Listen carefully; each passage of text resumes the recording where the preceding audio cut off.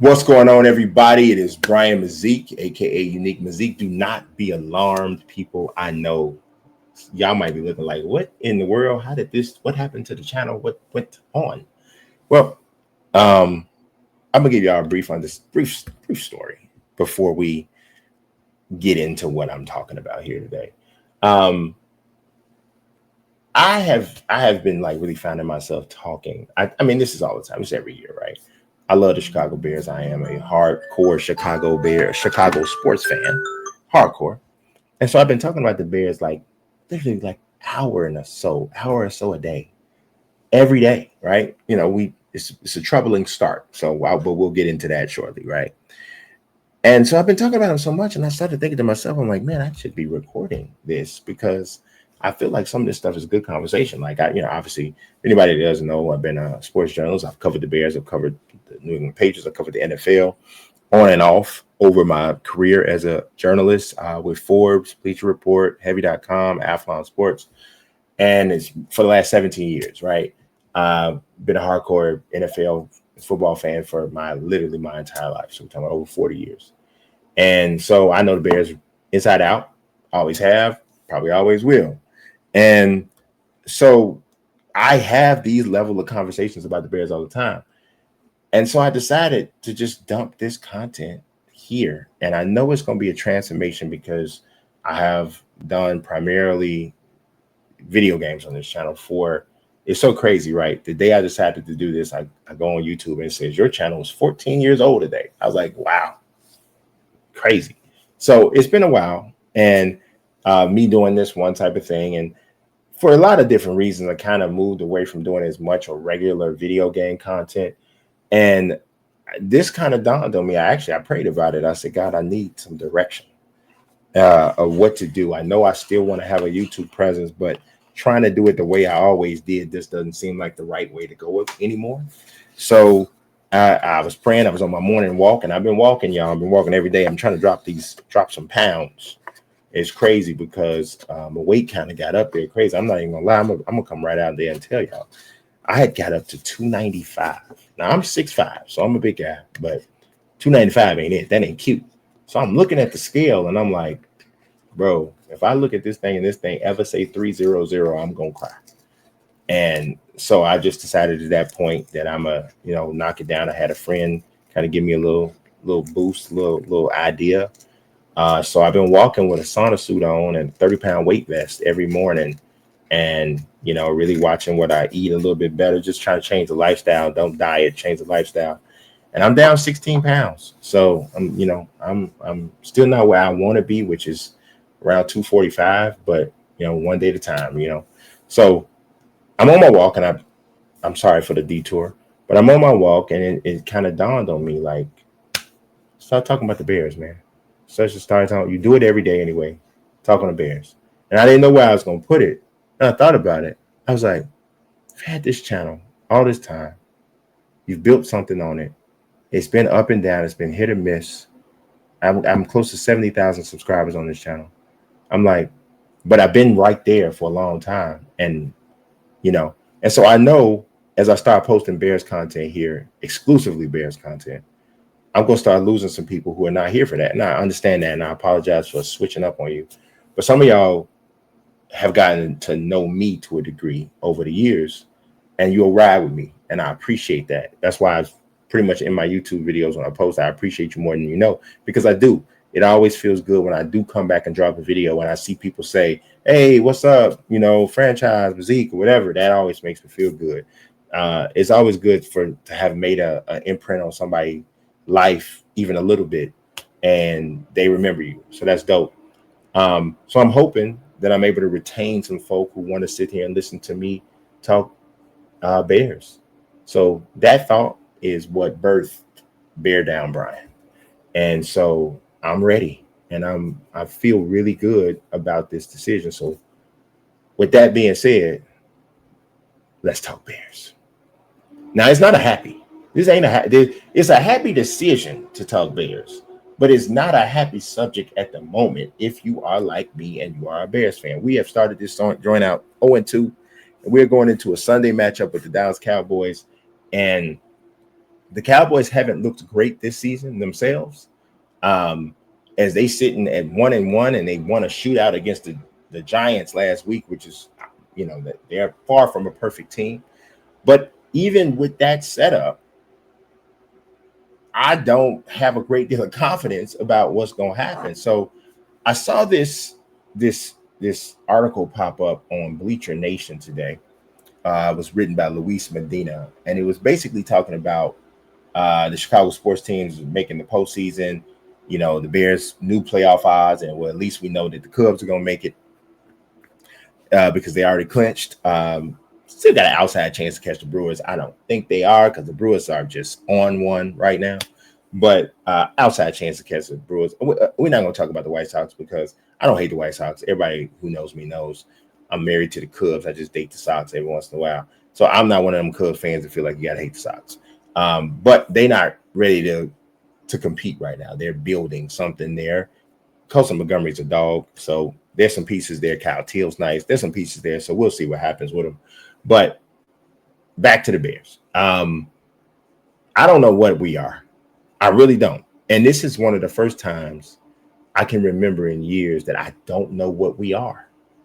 I don't know if we just truly suck, or if we're somewhere in between, or if somewhere across the rest of the season, Ben Johnson and his coaching staff is going to be able to kind of cultivate this, and we're going to look back and go, remember when this team started 0-2, and did you even think they could win a game? I don't really know, and I usually have more of an idea, but I'm going to tell you right now, I don't know. So I decided to do this, and stay with me. I know this is going to be a very premature kind of a thing, but I said, hey, why not start off Bear Down Brian this way? I'm going to look at this remaining schedule, which, of course, we got everything. We got everything still ahead of us, right? We're only 2 weeks in. But as of right now, as I look at this schedule, how many actual wins do I see on this schedule? So week 3, obviously, is Sunday. Make sure you tune in for me on Sunday when I come with the immediate recap on what happens after the game goes off, right? Dallas Cowboys at home. We're at home. Call me crazy. Call me silly. Call me whatever you want to call me. Just don't call me late for the game. I actually think the Bears are going to beat Dallas. I really do. I think that starting 0-2 in the division, Ben Johnson's his absolute insistence on, effort, excellence. He does not want to be a rookie coach that's 0-3. Obviously, he's not passing the ball. He's not catching it. He's not making tackles. He's not doing any of that. But I feel like, I don't feel like he has a bad locker room. I think there's solid leaders there. Grady Jarrett, those kinds of guys are there to kind of get this together. And so I think they can beat Dallas, and I'm going to pick them to beat Dallas. And I'm going to go crazy again, guys. Week 4 on the road against the Raiders. I'm going to pick the Bears to beat the Raiders. I am predicting that after week 4, the Bears will be 2-2. And suddenly, the conversation is going to start to change. This is football. It happens that quick. We're going to go into the bye week in week 5, though. And we're going to come back Monday night game on the road against the Washington Commanders. Now, we know what happened the last time the Bears was in Washington. Tyrique happened. And we're going to talk about him a little bit in a second. And it wasn't just Tyrique. Eberflus happened with ridiculous offensive play call. A lot of stuff happened. But we know what happened. I don't think they're going to beat Washington. I think they're going to lose on the road to Washington. So I think they're going to drop to 2-3. Then you got New Orleans in week 7. I think we can beat New Orleans. New Orleans doesn't have a quarterback. Spencer Rattler's not ready. I don't think he will have gotten benched. And I don't even think that even if he is benched, I just don't think the Saints are a good enough offensive team right now to beat the Bears. I mean, we're talking about Tyler Shuff. I think that's how you say his name, as the backup quarterback. I still am of the belief that we can beat New Orleans. So I think we're 3-3 in week 7. Week 8 at Baltimore, they're not going to win. I'm sorry. I wish a lot of things, but I don't know. They're not going to win. Week 9 on the road against Cincinnati. This is a very winnable game, in my opinion. Now, let me roll it back so we can know where we are in my predicted record. So that's what's it? 2-3. That's 3-3. So 3-4 after week 8. On the road against Cincinnati. I personally think this is a pivotal game. Pivotal game on the schedule. If it rolls the way I'm saying it's going to roll, I think this is a pivotal game because you have a chance to really get on a roll here. And I'm trying to talk myself into what I'm about to say right now. But I think I'm going to pick the Bears to win on the road against Cincinnati because no Joe Burrow. No Joe Burrow. You still got Jamar Chase. And we got to hopefully Kyler Gordon is back. And we have made, I don't even want to get ahead of myself. But I'm going to pick the Bears to beat Cincinnati. So that's going to make the Bears 4-4 through week 9, 500. Then they play the Giants at home. The Bears can beat the Giants. I think the Bears beat the Giants 5-4. Then they're on the road against Minnesota. That place is going to be crazy. But I think that the Bears can, I know the Bears can beat Minnesota. I was at Soldier Field for week 1. It was a surprise. It was my birthday. My oldest son lives in Minnesota. He came in town, surprised me, took me to the Bears game. Everything was beautiful except for the fact that we lost. But I am convinced that we are a better team than Minnesota. We just didn't play like it in the second half. And there's a lot of reasons, and I'll get into some of that in a minute. But I think that the Bears, I'm going to pick the Bears to beat Minnesota. Y'all might be looking at me like, yeah, see, you was on something, then you started tripping. But at this point right now, through week 11, I got us, since 4-4, 5, 6-4. And the playoffs look doable, right? Now we got a home game. Aaron Rodgers and the Pittsburgh Steelers are in town, y'all. What are we going to do? What's going to happen? Well, this is a big game, y'all. It's a big game. It's a big game. It's Aaron Rodgers coming back to see if he still owns Chicago. And it's a big game. I'm going to say the Bears are going to lose at home to Pittsburgh. I don't want to say it, but I'm going to say it. And I say we drop to 6-5. And the reason why I say it is not because of Aaron Rodgers. I just think Pittsburgh defensively, there's a few too many layers, and I don't think we're going to be able to run the ball effectively enough. And I think we lose that game, and we drop to 6-5. Then we go on the road against the Eagles. No, that ain't going to work out. That ain't going to work out. 6-6. We lose that game. Week 14 on the road against the Packers. It ain't, we can't talk about injuries, so we don't know what's going to happen to who. But based off what I'm seeing with the Packers right now, I don't think that's a good thing for us. I'm glad that we get to wait till later, but I still don't think that works out. I think we lose that game. We drop to 6-7. Week 15 comes, who knows? By this time, Shador might be starting. It doesn't matter. We're at home against Cleveland. I think we're going to beat Cleveland. I think we'll go to 7-7. Going to beat Cleveland through 15. If this sounds like every other Bears year over the last few years, except for the years that we absolutely sucked, I know it does. I'm sorry. I feel the same way. As I'm going through this, I'm just getting nauseous just thinking about what this is probably going to be. Week 16 against the Packers. I do think we'll win one. I think we'll beat the Packers at home, and I think we'll go to 8-7. Week 17 on the road against the San Francisco 49ers. Now, unless he gets re-injured or something like that, I think Brock Purdy will be back. But I don't know. There is something about this particular matchup that I really think the Bears might be able to get this victory. I don't know why. It was early, and the 49ers are 2-0. But I don't know. It's on the road to its prime time. I'm going to be safe, and I'm going to say that they're not going to win this game. That's what I'm going to say. All right, so now we go into the last game of the season. We're at home against Detroit. And I hate to say it, so y'all going to learn from me is I'm not a delusional Bears fan. I'm not one of those people that just start saying, oh, yeah, they're going to win this game. They're going to win this game. Da, da, da, da, da. I think they're going to lose to Detroit. I just don't think that defensively we have especially the secondary, to contain this team. Now, mind you, everything I'm saying today is based on where the rosters are now in terms of, so if somebody gets hurt, who knows, right? So how many wins did I predict? I said Dallas, Las Vegas. I said New Orleans.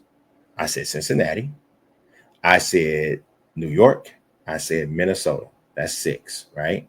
I said Cleveland. That's 7. I said Green Bay. That's 8 in week 16.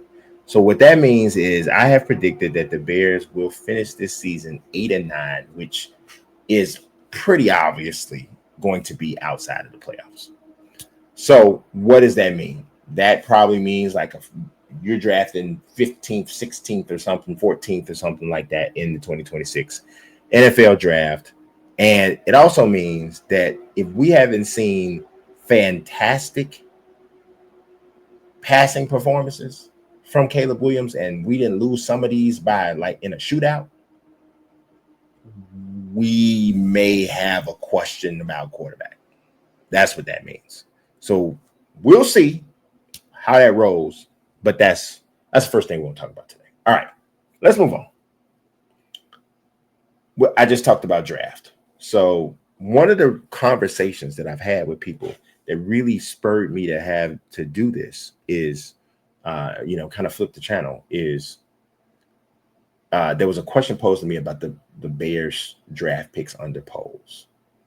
And people have really been scrutinizing them quite a bit. And I think to some degree with good reason, but I think in other situations, it's like, okay, I mean, we're going to act like Jaquan Brisker wasn't a decent pick. It was a solid pick. Jaquan kind of rubs me the wrong way sometimes when he throws a tantrum with the media on social media, I should say. I'm like, who are you really helping when you do that, though? Like, it's almost like you go to social media after a loss to separate yourself from the team and make yourself look better to the public. Like that, who does that actually help when you do that? To me, I think it's kind of childish. I think it's one of the last things keeping him from actually being a leader, because he's not. That's not leader behavior.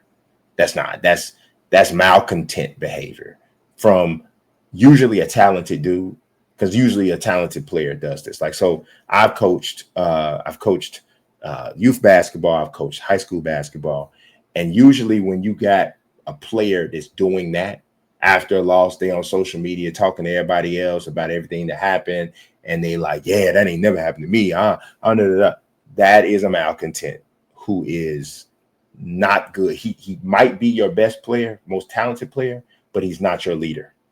And that I wish he would stop doing that. But all things considered, I still think it was a solid draft pick, right? So there's some good ones there. But I'm looking at this one tweet, and if y'all don't follow Eric Lambert of Sports Mockery, I don't, I pay attention to what writers say. I don't necessarily focus on what publication they come from. But Eric Lambert facilitates some really dope Bears conversations on social media. So I 100% encourage you guys to follow him if you are interested in Bears conversations. But someone asked him, they said, do you think that Ben Johnson, is going to be the major decision maker going forward? Looked like he had a significant voice in all the moves, and that figures to only increase given the commitment to him and some of Pole's failures in the draft. Like I said, people talking about failures in the draft. Eric says, if you trust the whispers that has already happened, Poles has taken on more of a scouting role while Ben makes the final calls. He also said, truth is the Bears have had a good read on talent in previous drafts. The problem is the final decision is left to Poles, who always seems to veer towards physical traits. I'd expect that to change with Ben Johnson. So that makes me wonder, though, right? I wonder that if it was Ben Johnson with the number 1 pick, he was the head coach, and he had the level of control that he seems to have. When that time period rolled around and there was a time to choose between, are we going to trade Justin Fields or move on from Justin Fields and pour all our eggs in the Caleb Williams basket? Are we going to stick with Justin Fields trade the number one pick and stockpile a bunch of other draft picks that we could have if we did that, or what are we gonna do, right? And I'm gonna tell y'all something. I don't have a problem with Caleb Williams. I do feel like we are at a point. And I'm gonna talk about this in a second, where it's time to start to see some things. Like we need to see some proof of concept in a minute, soon. But I'm not totally out on him. I think it would be silly, right, to be like totally out on him at this point. But I just want to tell y'all, I want to ask y'all a question. Like, think about this. Would you rather have Caleb Williams now or have traded that number one pick to, say, Washington? I mean, you could have just flat out drafted Jaden Daniels. I think everybody universally would tell you that was probably has worked out better for Washington, right? But say you didn't do that. Say you stuck with Justin Fields, but you traded that pick to Washington or New England, right? Or Minnesota. I don't think you would have did that in the division, right? But you did that. You would have had an opportunity at that point to have Justin Fields. You could have drafted Joe Alt, which would have kind of solved your other tackle situation. Now, we don't know. Maybe Ozzie Trapillo is going to be the answer. Braxton Jones hasn't been horrible this year, but, you could have, they drafted Rome Odunze in their same draft. You could have drafted Malik Neighbors. I think Odunze's been nice, but I think Malik Neighbors has shown himself to be the best of that really good wide receiver class that we had there. But a lot of them have been really good. Brian Thomas has been really good for Jacksonville. Marvin Harrison's been pretty solid. I don't think he's been as good as the other ones, but you could have had him. You ended up drafting Colston Loveland. You could have moved down. You could have got Brock Bowers. We already see Brock Bowers is arguably second or third best tight end in the NFL right now. Somebody might say he's the best. And you, not to mention the other picks that you would have added. Would you rather have had one of those players? You still would have had the number 9 pick in the draft, so you still probably could have gotten Odunze. And you would have also maybe had Joe Alt as well. I'm be honest, I think I would have rather had Justin Fields, Joe Alt, and Rome Odunze than Caleb Williams and Rome Odunze. I just right now I feel like that. Now, if something happens with Caleb and he flips the script and he just starts killing it down the line, okay, he's changed the whole narrative. But for me right now, that's what I think. And I don't want to make it seem like he's been trash, right? Look at what Caleb Williams has done in his career. What is it? 23 touchdown passes, only 7, I think, is it 7 interceptions? It's something like that. Not 23 touchdown passes. Yes, it is. It's 23 touchdown passes, only 7 picks for his career so far. And this is through 19 games. He's thrown for 3,958 yards. His completion percentage is 62.4%. So it's not like, come on. There's a lot of people that would kill to see have a rookie quarterback throw 20 touchdown passes and only 6 interceptions their rookie season. Like, it's a lot of people that would kill for that. But I think we are at a point where we want him to be great now. And it's understandable if you are a Bears fan, but it probably is a bit unrealistic. But that said, I would still rather have had that scenario I named, where I had Justin Fields, Joe Alt, and Rome Odunze than Caleb Williams and Rome Odunze. That's just me. I would love to hear what you guys have to say in the comments about that. But that's where I am with that. Now, next, I told you we would get to it. We got to talk about it. Anybody that knows me and has had a conversation with me about the Bears over the last 2 years know how I feel about this. But I got to tell y'all, Tyrique Stevenson is terrible. I don't know, bro. I don't know. So last year was last year, right? The horrible season he had. The moments. He had horrible moments that made his season horrible. Obviously, Washington, just overall, and even the way he handled the Washington situation was bad. But now, new coaching staff, new everything. He comes out the gate with the worst passer rating when targeted, according to Pro Football Focus in the NFL through 2 weeks. Passers in the NFL, so Jared Goff and J.J. McCarthy, had a 158.3 passer rating when targeted Tyrique Stevenson. If you need video, look at almost any wide receiver highlight from the Vikings and the Lions from week 1 and week 2, and I will almost guarantee you 75% of them will show Tyrique Stevenson running behind the person 3.5 to 4 steps behind the wide receiver as he's making the catch. What is it? Okay. And I don't know. I don't remember the last time I was this frustrated with a Bears player. I really don't. I really don't. Like, I don't really like. I really think that it is time for the Bears to demote, bro, to the special teams. I know he plays with a lot of fire, and he's the fiery. But he probably gonna be a penalty machine on special teams, just constantly undisciplined play or not. No gap or lane integrity. He's giving up. We giving up returns because he's not where he's supposed to be. But I personally think, man, I would love to see Nahshon Wright get an opportunity to start. Unfortunately, Nahshon Wright probably is going to have to replace Jalen Johnson in the starting lineup the same way he did in week 1. He had a 72-yard pick 6 in week 1. But maybe is it Jalen Jones? I don't know. But Jalen Jones is might not be healthy. I mean, I'm at a point, man, where it feels like we might need to, I don't know, does Nick McLeod play? He's supposed to be mostly a nickel. He's been playing in place of Kyler Gordon, and who I hope is ready to play. I don't know. Does Kyler Gordon need to move off the nickel? And you hate to do that because he's he might be the best nickel cornerback in the NFL. He's one of the best. You hate to do that, but I had really high hopes for Zay Frazier, but, he has some personal situations, so he won't play this season. Man, y'all, I'm trying to tell you, we got to get Tyrique Stevenson off the field. We got to get Tyrique Stevenson off the field.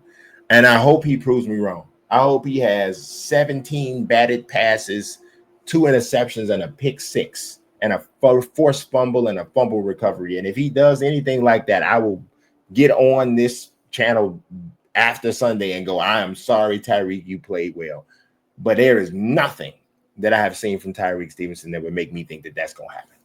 It's been bad.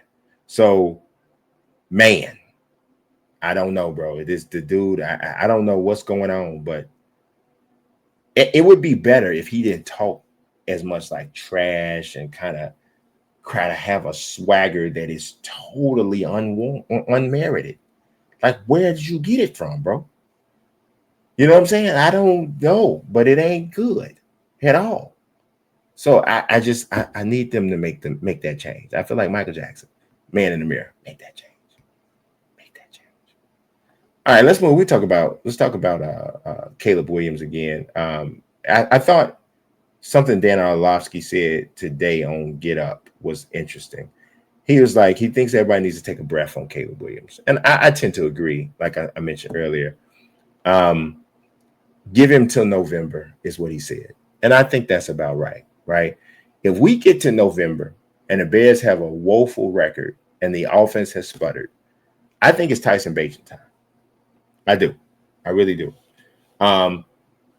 Now, do you say you believe Tyson Bagent can be your quarterback in the future? I don't know about that. Obviously, the arm strength thing is always going to be an issue.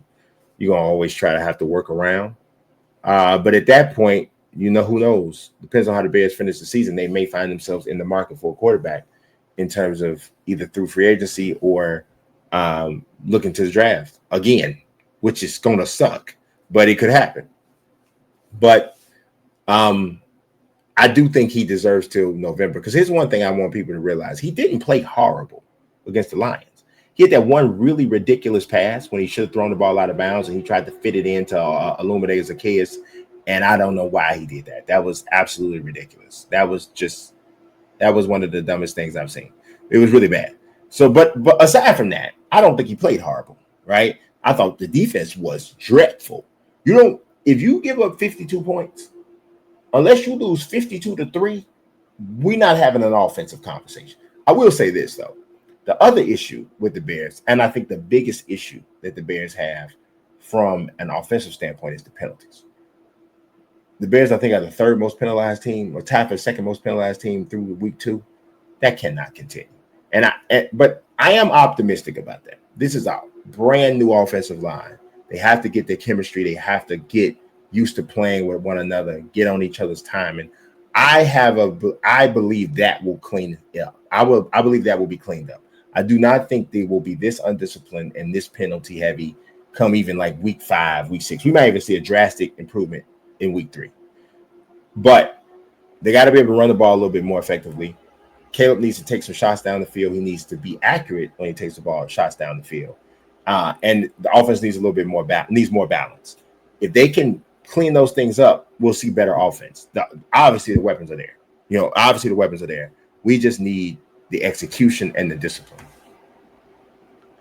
All righty. That is all I got for you guys today. I appreciate you watching this first episode of Bear Down Brian, and look forward to some breakout videos coming from this actual conversation in case you didn't stay or someone didn't stay for the whole thing. But I appreciate you watching. Come on this journey with me. This channel is important to me, always has been, and it's the reason why I've always kept it. But this is the new direction for it. I appreciate you guys watching. God bless and peace.